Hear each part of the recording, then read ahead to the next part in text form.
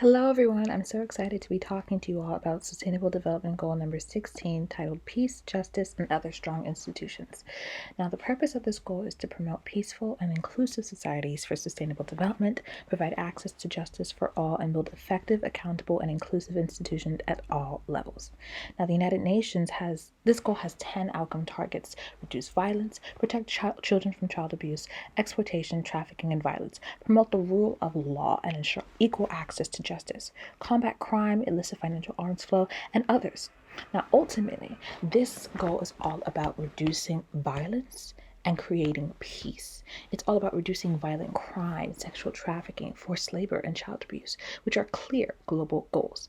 Now, the international community values peace and justice and calls for a stronger judicial system that will enforce laws and work towards a more peaceful and just society.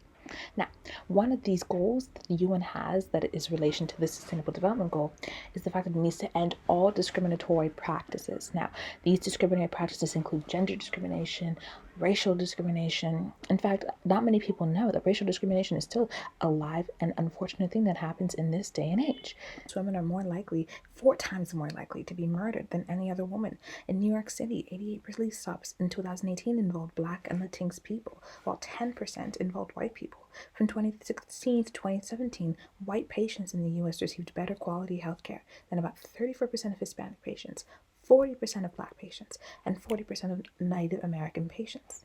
Now, another thing that this Sustainable Development Goal hopes to implement is the more accessible rule of law. Now, the rule of law, for those who are unaware, the rule of law implies justice and access to justice for all people all the time, regardless of their wealth, regardless of their gender, regardless of their ethnicity.